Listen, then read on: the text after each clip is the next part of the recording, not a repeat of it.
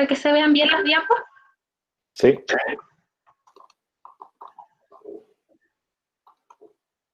Ahí. Ahí, fantástico.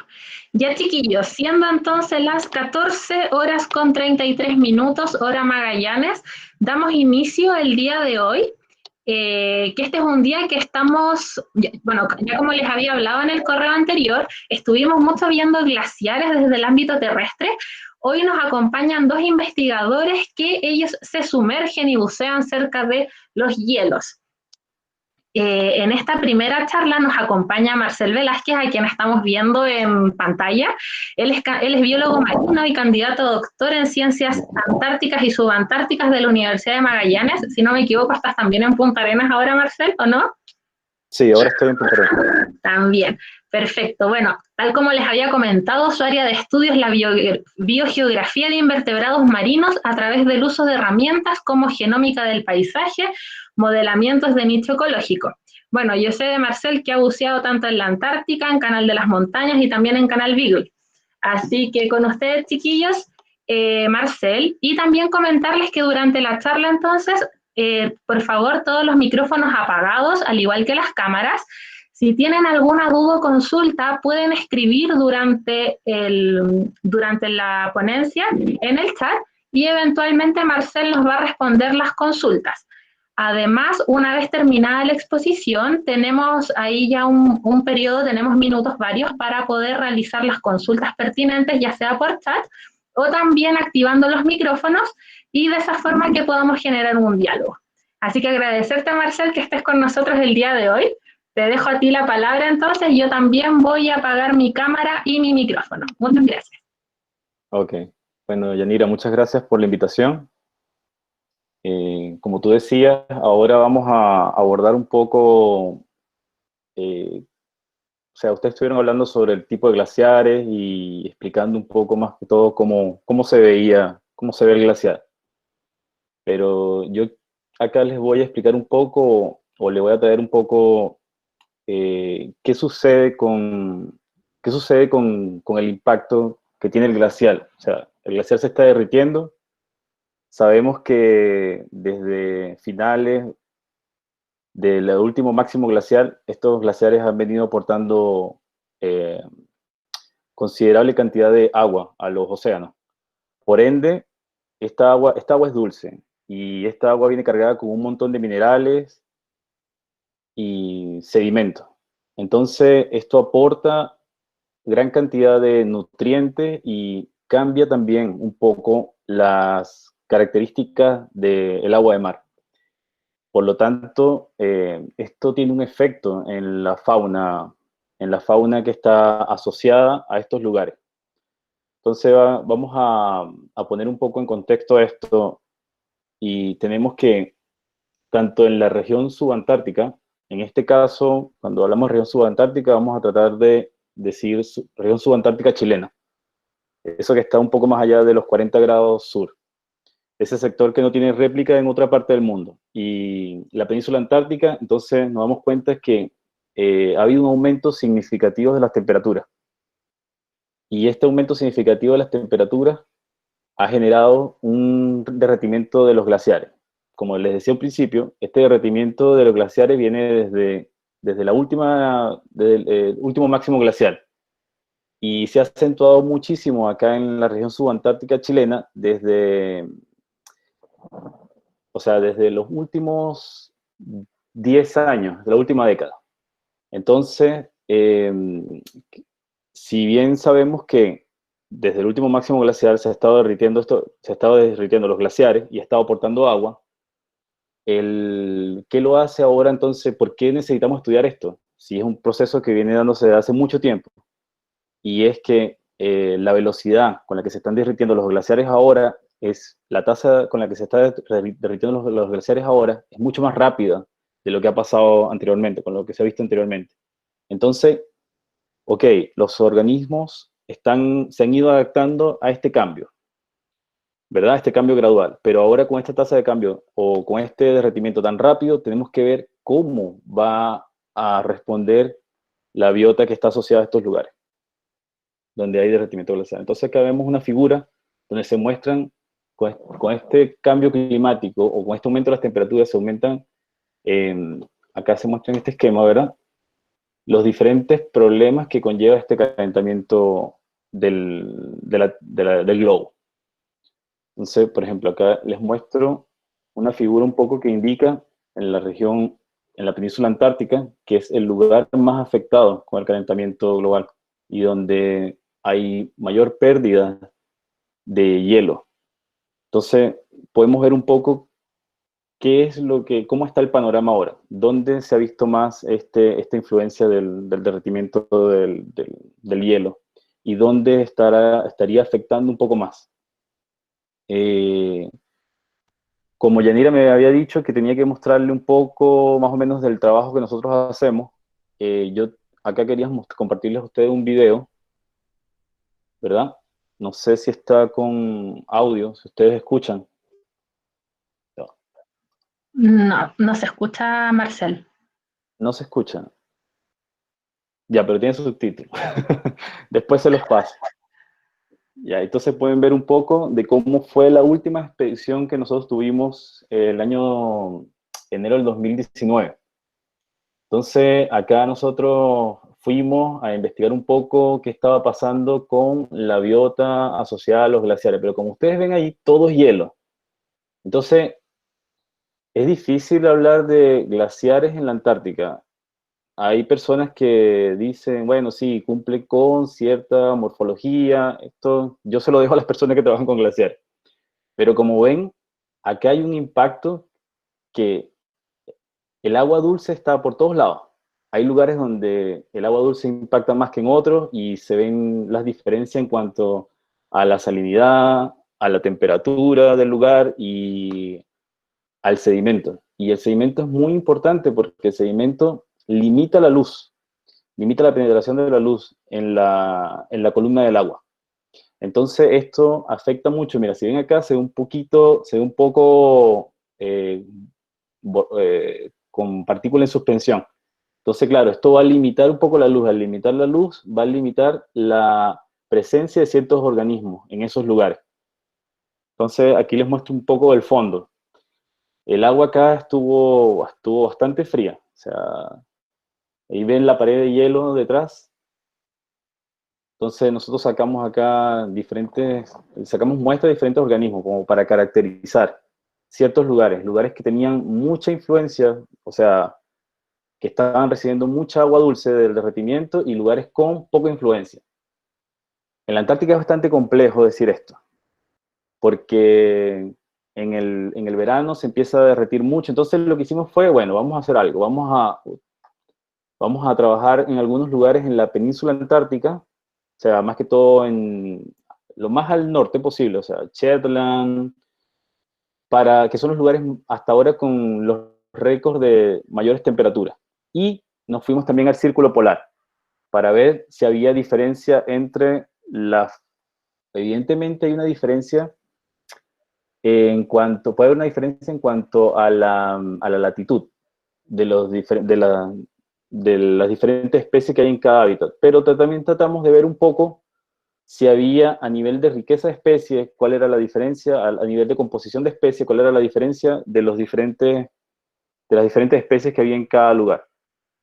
Entonces, esto es para hacer como un estudio más o menos exploratorio, desde el punto de vista exploratorio, porque decir, contabilizar el número de especies, contabilizar la abundancia, para saber si estos glaciares tenían, o sea, el aporte de esta agua glaciar tenía algún impacto. Entonces, esta es como la parte preliminar, o sea, como la parte principal. ¿Cómo comenzamos nosotros a trabajar esto? Mira, aquí ven esta masa gigantesca de hielo, los pingüinos, entonces ven cómo el hielo está en las montañas al borde del mar. Entonces, aquí hay una influencia bastante grande. Y lo que decidimos fue, bueno, vamos a comparar esto con lo que se ve en la región subantártica. O sea, acá al sur, en lo que es Canal Beagle y Canal de las Montañas. Canal de las Montañas, para el que no conoce, al norte de Puerto Natales. Entonces, claro, por ejemplo, acá les voy a explicar un poco que este calentamiento global o estos cambios en el clima, ¿verdad? Están generando la redistribución de las especies en el planeta. O sea, las especies están cambiando sus rangos de distribución debido a esto, buscando ambientes o se desplazan hacia ambientes que tengan las condiciones adecuadas para que ellos puedan habitar. Entonces, hay diferentes estudios como los que estamos trabajando, que son de modelamientos de nicho, para tratar de hacer una predicción en cuanto a cómo sería la distribución de las especies según diferentes escenarios de cambio climático. Entonces, más o menos ahí vemos cómo el derretimiento de muchos de estos estudios indican que el derretimiento de los hielos podría ser uno de los factores que estaría, o sea, impulsado por el calentamiento global, podría ser uno de los factores que motivaría o que impulsaría lo que es el desplazamiento de algunas especies, o la redistribución de la distribución de algunas especies.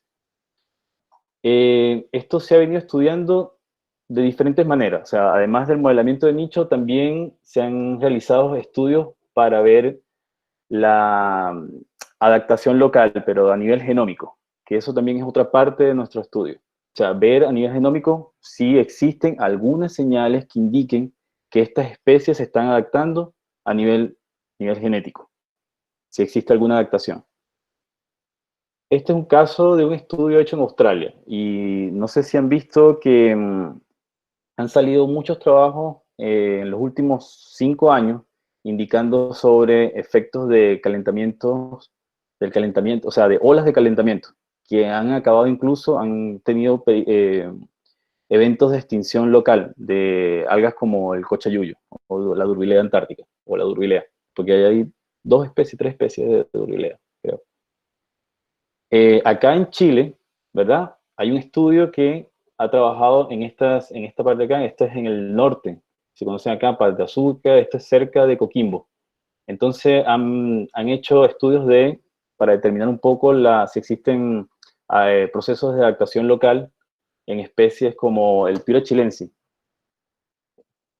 Entonces aquí han determinado, esto es más que todo para ver si algunos factores como el quiebre biogeográfico de acá de los 30 tiene algo que ver con ese tipo de adaptaciones.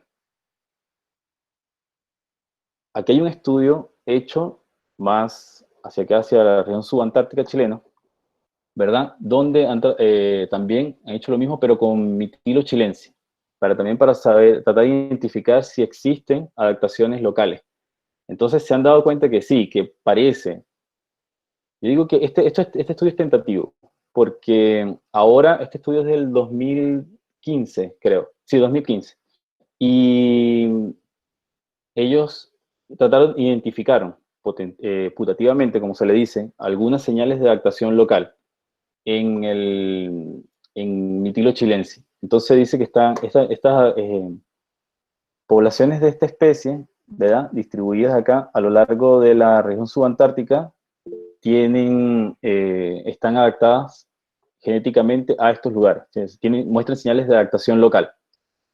Entonces, pero esto todavía hay que estudiarlo más a profundidad, porque acá incluyeron, creo que 10 factores distintos, ¿verdad? Pero no tomaron en cuenta si la población estaba cerca de un lugar con alta influencia, sin influencia. Entonces, eso es lo que vamos a tratar de hacer ahora, lo que queremos hacer, tratar de ver cómo, si hay poblaciones de cierta especie que vivan en lugares bastante influenciados y compararlo con otras que no estén en ese lugar y ver si existe, si las especies están adaptando genéticamente a esas condiciones.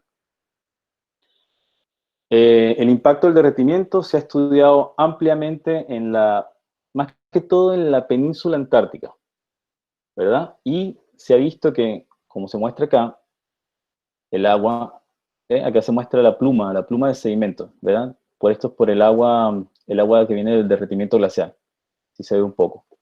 Entonces, acá, en este lugar, ya llevan más o menos unos 10 o un poco más de 13 años trabajando esta zona, ¿verdad? Este es en Isla Rey Jorge, y ellos han visto cómo esta línea que está acá indican cómo ha ido retrocediendo el hielo. Desde el 1995 hasta, en este trabajo lo mostraron hasta el 2005. Entonces, iban viendo cómo iba retrocediendo el hielo y a la vez cómo, a medida que el hielo iba retrocediendo, cómo iban avanzando las especies, cómo iban recolonizando los lugares que quedaban libres de hielo. O sea, que en lugar que queda libre de hielo, lugar que se va colonizando. Acá se ha visto que, claro, poblaciones, por ejemplo, de un alga que está acá y esa misma especie tiene una población acá, fuera, tienen respuestas fisiológicas completamente distintas, claro, porque están sometidas a diferentes condiciones ambientales. Entonces ya se ve que hay un efecto, ya se ve que incluso los organismos tratan de colonizar esos lugares que quedan libres. Los organismos siguen colonizando esos lugares que están influenciados, pero siempre hay cambios, o sea, tienen que enfrentarse a ciertas condiciones y por lo tanto tienen que haber ciertos cambios en las respuestas. Este es un estudio muy reciente, salió ahora, esto fue hecho acá, en el fiordo Yindegaya, el glaciar Yindegaya, ¿verdad? Y acá se muestra un poco cómo, en este estudio, ellos muestran un poco cómo varía la abundancia que utilizaron como base macrocistis pirífera en este estudio. Entonces ellos veían, esto que está acá, muestra cómo la pluma glacial disminuía o cómo fluctuaba, ¿verdad? En el invierno y en el verano. Entonces, claro, nosotros, a diferencia de la Antártica, que en la Antártica, claro, se ven grandes diferencias en cuanto a lo que es invierno-verano, nosotros acá vemos bueno, perdón, tenemos las mismas diferencias, invierno-verano. Entonces, en el invierno se derrite, en el verano se derrite mucho más hielo, por lo tanto tenemos un aporte gigantesco, o sea, enorme o considerable de agua, entonces de agua dulce, ¿verdad? Y eso lo que hace es que modifica mucho las condiciones. Y al modificar también esas condiciones, también afecta a las comunidades que están asociadas, porque disminuye la abundancia de estas especies. Algunos organismos no toleran ese cambio y hay procesos de extinción local. Entonces, este estudio es bastante bueno porque este estudio explica cómo varía la pluma y cómo varía la abundancia de poblaciones de macrocistis piríferas que están en estos lugares. Vale la pena señalar que este es uno de los pocos estudios de este tipo hasta ahora en este lugar, acá en la región. Hay otros que han trabajado más que todo con la parte de microorganismos, otros que se han hecho con el plancton, pero más con comunidades este estudio. Para todos los que han podido ir o han navegado en el canal Beagle, esta imagen se le va a hacer bastante familiar y esto es en el verano. Aquí quiero mostrarles la cantidad de agua que aportan los glaciares. O sea, este es uno de tantos. La cantidad de agua que aporta el glaciar. Ahí pueden ver. Y esto influye muchísimo en cuanto a lo que es la distribución de las especies. Aquí lo voy a hablar un poquito más. Por ejemplo, esto es en el canal Beagle. ¿Ven? Aquí ven el mismo glaciar que teníamos en el video, el aporte del agua y ven la pluma, la diferencia que hay a simple vista, solamente a simple vista, viendo la fotografía, la diferencia que hay entre el lugar con alta influencia glacial y el lugar que ya no tiene influencia glacial. Claro, esto es una fotografía, esto fue en el enero del 2019 y fue durante una ola de calor. Pero estas condiciones se dan constantemente. Tuve suerte de estar ahí en ese momento, tomar esa fotografía, pero es una cosa que se repite. Y esto aumenta y disminuye dependiendo de la cantidad, dependiendo de cómo esté la temperatura ambiental. Pero acá podemos ver que algas flotando, que están dentro de esa influencia, o sea que todos los organismos que están asociados acá a esta alga flotante tienen ese efecto. Organismos bentónicos, aquí vemos cómo están, esto es acá, a las afueras del canal. Entonces vemos que estas poblaciones que están acá reciben esta agua intermitente, pero la van recibiendo. Entonces tienen que estar bajo el impacto intermitente de esa agua glacial. Entonces, claro, aquí vemos diferentes especies de mejillones, o sea, mitilus, aquí vemos algas de diferentes especies que están bajo eso, bajo esa influencia. Y nuevamente acá vemos en la parte de afuera Macrocystis pirífera, ¿ve? Que no son muy abundantes porque cuando se ve generalmente lugares en el canal Beagle, a lo largo del canal Beagle, que no tienen influencia glacial, tienen mucho más bosques, los bosques son mucho más densos, es mucho más. Acá, ¿dónde se nota verdaderamente el impacto de la influencia de un glaciar? Se nota, es muy característico, muy pronunciado cuando lo vemos en un lugar que tiene un glaciar, ¿verdad? Y en ese glaciar hay un canal y está bastante lejos de lo que es el canal, el canal Beagle. O que está donde está todo el agua del glaciar concentrada. Entonces, por ejemplo, acá vemos, este glacial Pía.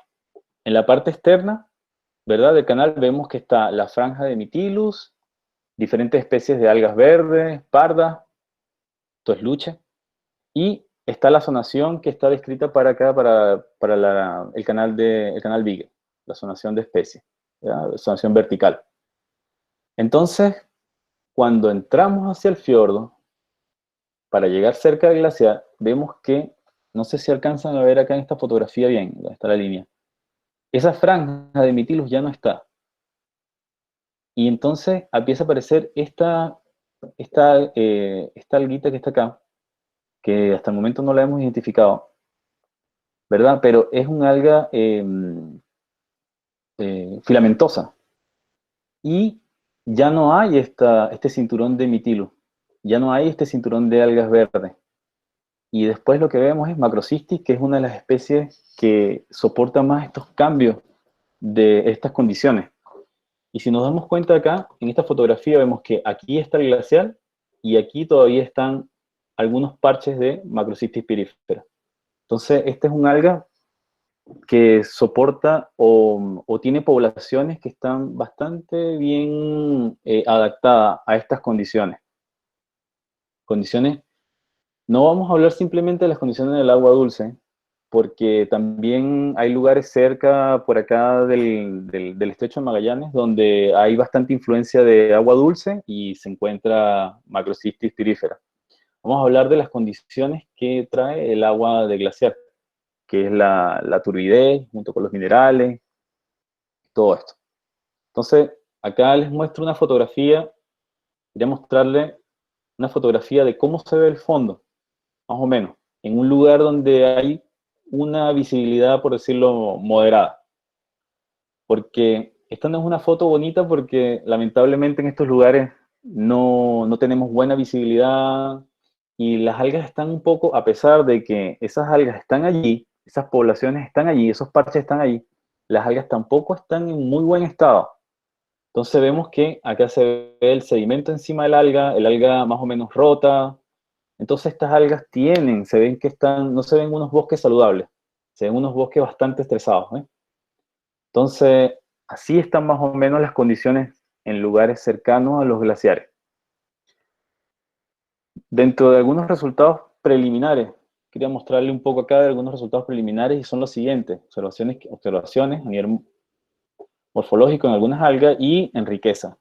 Nos damos cuenta que hay lugares con influencia glacial y lugares sin influencia glacial. Entonces, estos lugares con influencia glacial tienden a presentar una menor riqueza de especies que los lugares sin influencia glacial.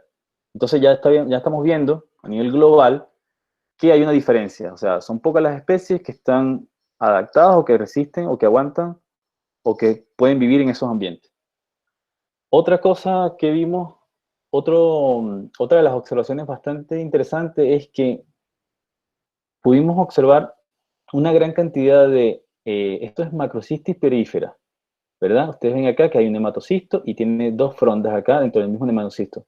Esto es una característica que observamos que era muy constante o era muy frecuente en individuos de macrocistis pirífera que vivían en estos lugares. Hasta el momento no sabemos por qué sucede.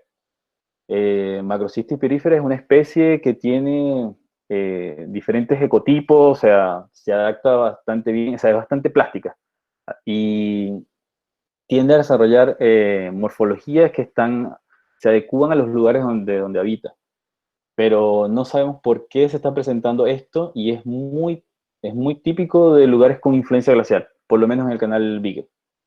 También, este es un alga roja, Masaela, creo que es Masaela laminarioide. Y esta Masaela la encontramos, un alga roja, pero también tiene pigmentación verde.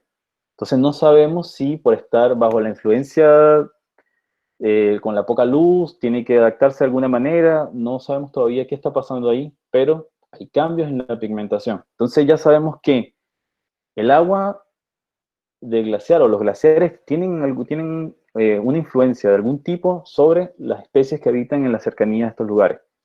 Entonces aquí les muestro un poco cómo es la morfología general de una macrocistis pirífera. ¿Eh? Lo que normalmente se encuentra es esto. Entonces, nematocisto con la fronda, una sola fronda. Entonces, a diferencia de lo que vimos acá, que son dos frondas por nematocisto. Y esto se repetía mucho, mucho.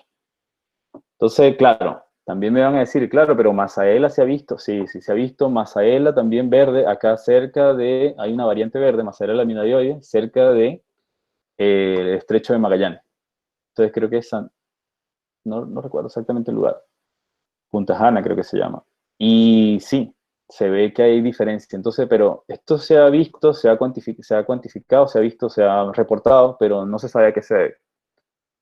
Entonces, en eso estamos, tratando de ver a qué corresponden cada uno de esos patrones.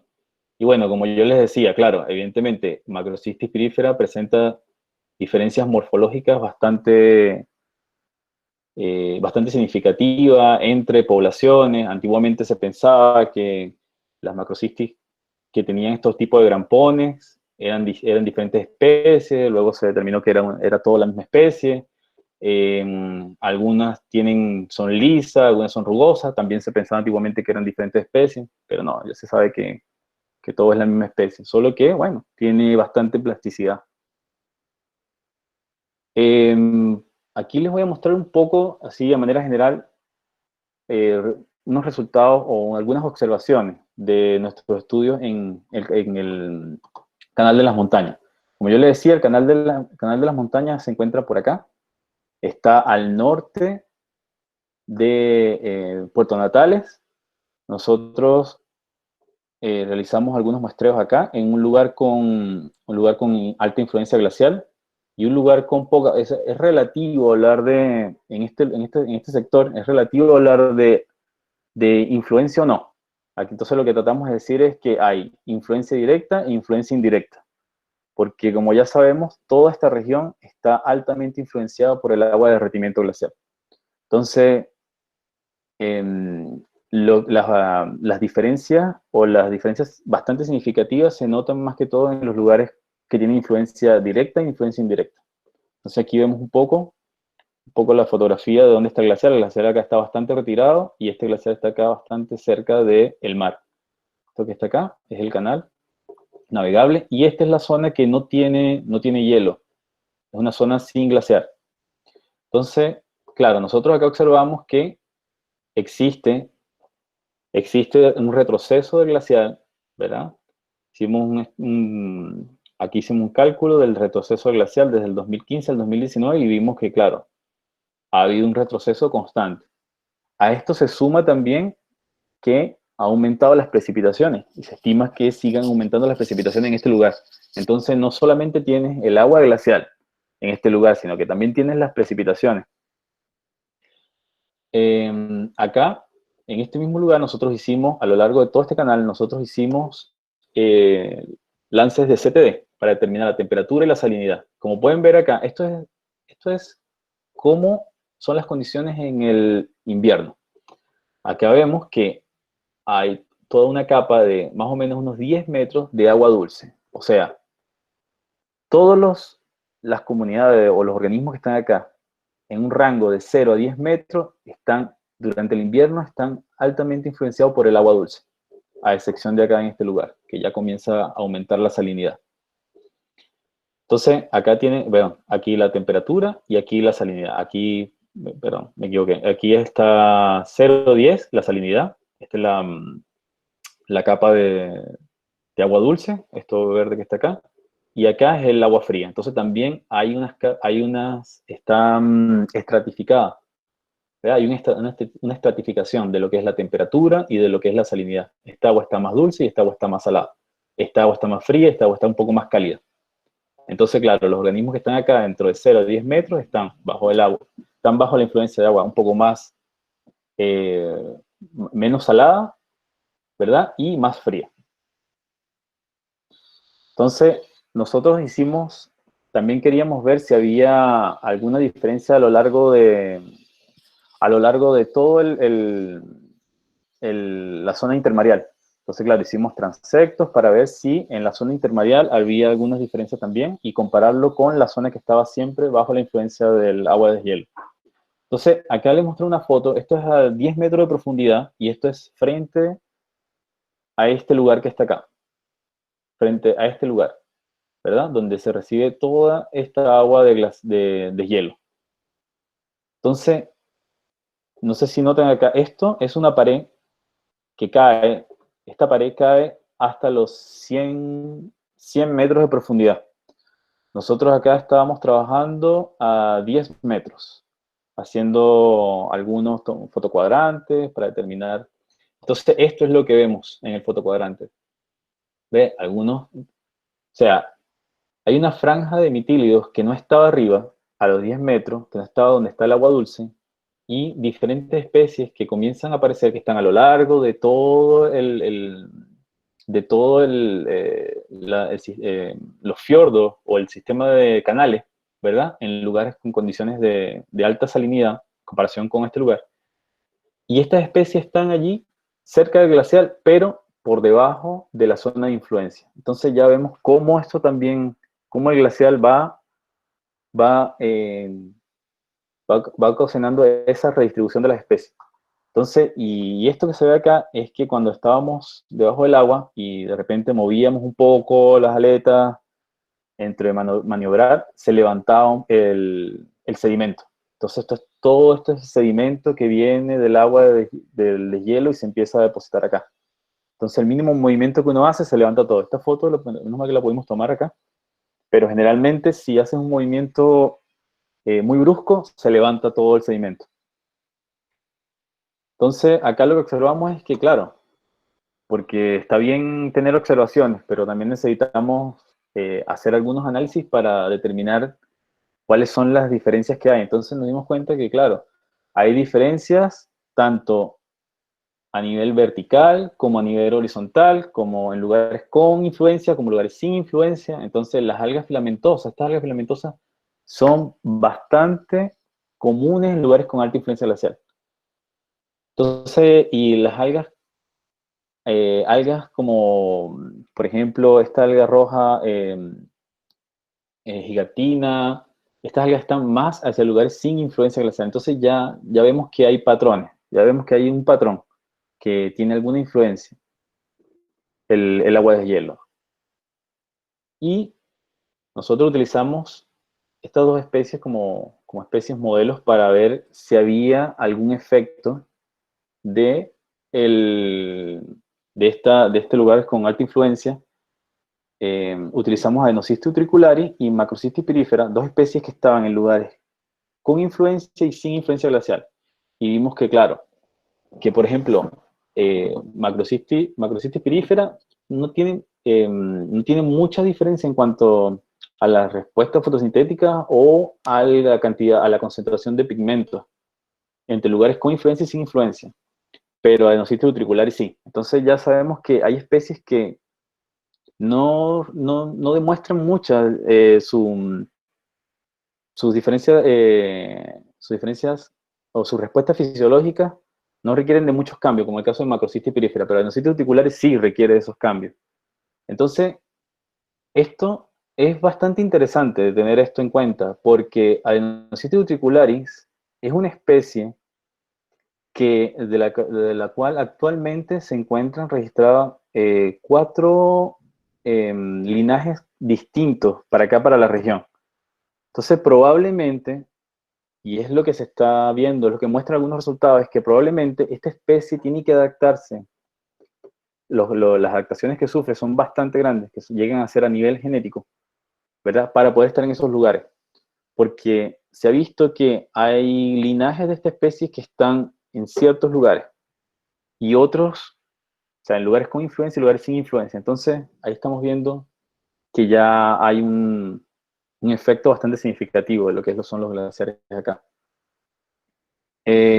Claro, y nuevamente,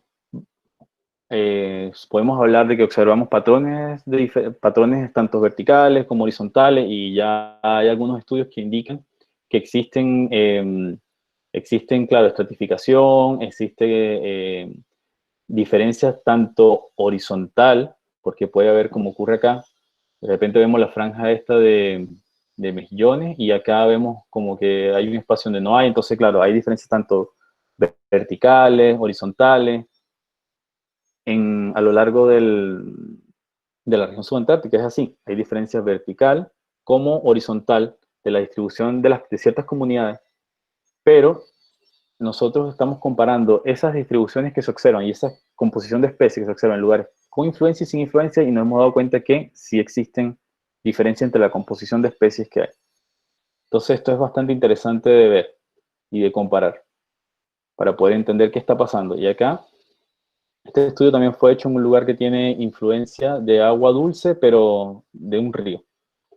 Así que hay que seguir trabajando en esto para poder entender cuáles son los patrones que hay, patrones de distribución de especies. Bueno, estos resultados son parte de 2 diferentes proyectos, ¿verdad? Un proyecto INACH, un proyecto Fondesit, que están realizando en el laboratorio donde estoy donde estoy trabajando en estos estudios. Y muchas gracias por su atención. No sé si tienen algunas preguntas. Hola Marcel, sí, de hecho, mira, tenemos algunas preguntas que Sí, hicieron durante la presentación. De hecho, muchas gracias en nombre de todos. Chiquillos, ahora los participantes, si quieren, pueden abrir sus micrófonos. Este es el momento. Vamos a empezar primero con las preguntas que están en el chat, que las fueron haciendo los participantes durante la exposición. Ya, mira Marcel, primero hay una pregunta de Rafael Bernales, que sí. pregunta si el tráfico marítimo por parte de las embarcaciones juega un papel en el desarrollo poblacional y en talla de las especies estudiadas en las regiones subantárticas y antárticas. ¿Aló, me escuchan? Sí, te escuchamos bien. Sí, mira, para la distribución de especies existen dos tipos de mecanismos de dispersión. Tienen los mecanismos que son naturales y mecanismos o pasivos y activos. O sea, el activo es que la especie tiene la capacidad de desplazarse, de nadar y cambiar su rango de distribución, ¿verdad? Pero los pasivos son los que son mediados por corriente, o en este caso, puede ser por objetos como troncos, que son naturales, ¿verdad? Troncos flotantes, o en este caso, por lo que se llama o lo que se considera como por la acción del hombre. Entonces, claro, sí, los barcos, ¿verdad?, contribuyen a que algunas especies que no tienen ese potencial de distribución, o un potencial de distribución bastante amplio, sean transportadas a otros lugares y que puedan llegar a otros lugares. Que ahora esa especie logre establecerse allí, porque tenemos que estar muy claros en algo, y es que estamos hablando de que encontramos una especie una vez, un año, ¿verdad? Pero necesitamos hablar de establecimiento, y para hablar de establecimiento tenemos que encontrarla durante diferentes años. Entonces, para que esa especie se establezca allí, tiene que soportar o tiene que adecuarse o adaptarse a esas condiciones. Perfecto. Rafael Bernales, ¿eso respondió tu consulta? No sé si estarás por ahí. Dice que su pregunta se refiere al impacto. Perfecto, muchas gracias. Sí respondió a mi consulta. Fantástico. Ya, seguimos entonces con Pato Beck, que dice, en la diapositiva de resultados preliminares, el lugar Laguna Pía, ¿está en el fiordo Pía? ¿Específicamente dónde? ¿Y Caleta Olla en qué sector está? Sí, mira, Caleta Olla, uy, está como se escucha como... Caleta Olla está cerca, está en el, no está dentro de un fiordo como tal. No, perdón, es que está, sí, Caleta Olla está en un lugar que no tiene influencia, pero es que Caleta Olla lo dividimos en lugar con influencia y sin influencia, porque está la parte de afuera de la caleta, ¿verdad? Y la parte de adentro. Entonces esa parte de adentro está cerca del glacial, está en el medio del glaciar España y el glacial Pía. Porque ahí nosotros, lo que me faltó explicar es que estos lugares son lugares a lo largo de todo el canal Beagle, fueron 8 glaciares que estuvimos muestreando, y le mostré los resultados preliminares de lugares con influencia y sin influencia. Entonces, y en la parte del glacial Pía, claro, tenemos la entrada del glacial Pía y lo que está en todo el frente del glacial Pía. Pero el glacial Pía llega a un punto donde se ramifica y se convierte en dos. Hay un lugar, y nosotros estudiamos ese lugar donde llega este crucero Costa Australis, creo que se llama así. Ya. Bueno, donde llegan los cruceros, justo ahí, justo ese día que estábamos haciendo el muestreo, había un crucero allí, habían personas que estaban bajando en Zodiac, entonces ahí estuvimos trabajando. Pero hay un gradiente, llega un punto que te vas acercando al glacial y empieza a desaparecerse todo, no queda nada, no hay ni macrocisti, la visibilidad es cero, casi nula, y no se consigue nada. Entonces nosotros fuimos durante el verano. ¿Qué distancia Fuimos más o menos es esa, Marcel, desde que ya no se empieza a ver nada? hasta el glacial. Sí, Sí, justo más o menos eso, qué distancia en metros. mira, eso puede variar. Ya. Eso puede variar en función de la estación, porque como le decía, hay momentos donde hay mayor cantidad de aporte de agua, entonces empieza a haber procesos micros de extinciones locales. O sea, varias especies o varias parches que habían desaparecen. O también va a depender de qué tanta influencia tiene el glacial. Entre mayor influencia tenga el glacial, menos comunidades vas a conseguir que estén cerca. Entonces, de eso depende. Pato, Berk, con esto ya estamos ok con tu pregunta, por si puedes decir que sí o que no. Hola, muchas gracias por la presentación y por todo esto que se está generando. Sí, lo que pasa es que yo trabajo, de hecho, en temporada con Australis, entonces por lo mismo preguntaba, porque siempre estamos metidos en esa zona y esta información es súper valiosa para nosotros para entregar hacia los pasajeros. Con respecto, ¿hay alguna posibilidad de que esa diapositiva donde muestras las diferencias, esa misma la que te dije de los resultados preliminares, se pudiese compartir o para yo tenerla de alguna forma como recordatorio de información? O si la puedes poner y le saco una fotito, me ayudaría harto. Bueno, Patricio, la charla está siendo grabada y va a ser subida a YouTube y posteriormente va a ser compartida. Así que vas a tener toda la clase a disposición. Entonces, perfecto. Muchas gracias. Claro. Ya, a ti. Sí. Acuérdense también que yo traté de ser así como, de hacer una charla bastante amplia para explicar un poco de manera más o menos cuantitativa, cómo es el impacto de los glaciares, porque esto, como yo les venía diciendo en principio, esto viene desde el último máximo glacial, entonces ya las comunidades que están acá están bastante adaptadas, pero hay que saber cuáles fueron esas adaptaciones que ocurrieron. Y por eso tenemos que abordar la parte genética, la parte genómica también. Perfecto. Ya, y tenemos otra pregunta que es de Cristian Oces, que él pregunta, ¿cuáles son las características de las zonas de influencia? Si es que existe alguna diferencia entre estas zonas en provincia antártica y subantártica, supongo que eso es PA, el canal Beagle y el de las montañas. Sí, mira, hay... ¿Aló? Sí, te escuchamos. Sí, hay bastante diferencia. Por ejemplo, y tratando de sacar un poco las diferencias macros, que son la latitud, y sacando un poco, porque a nivel latitudinal podemos decir, o las diferencias macro que hay entre la Antártica y Península Antártica, ya las tenemos bastante claras, que son las condiciones de luz, el hielo marino y todo esto, ¿verdad? Hacen que sean bastante, o sea, son lugares bastante contrastantes, ¿no? Pero en realidad hablar de diferencias en cuanto a esta región y el impacto que tienen los glaciares es más o menos, es casi similar. Tienen casi todos el mismo impacto sobre las comunidades. La diferencia como tal que debemos buscar es la diferencia que hay entre el lugar sin influencia y el lugar con influencia, para poder tener como los lugares contrastantes y poder diferenciar si los patrones son iguales o no entre lugares que son bastante diferentes. Si me preguntas en el norte, por ejemplo, Canal de las Montañas, claro, los glaciares están muy retirados. En cambio, en Canal Beagle tenemos glaciares que están un poco más cercanos, o sea, tenemos más glaciares que están más cerca del mar, entonces tienen una mayor influencia.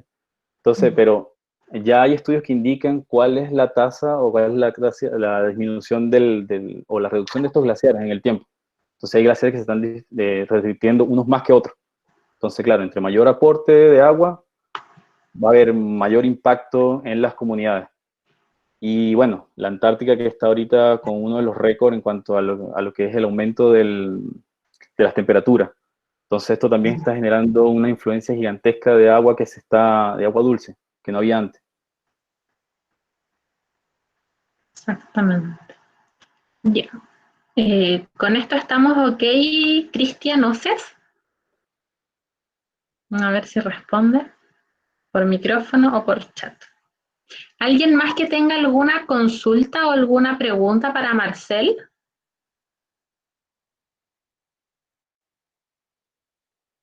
Parece que quedamos todos claros. Sí.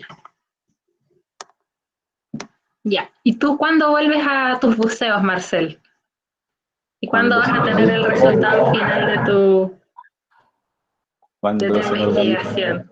Cuando se normalice todo, sí. Y ya, esperemos que Cristian, todo vuelva a la normalidad. A ver. para volver a los hielos. Ya, Sí. Cristian dice entonces que muchas gracias por la presentación. Ya, en este momento voy a dejar de grabar entonces para que nos quede guardado hasta aquí.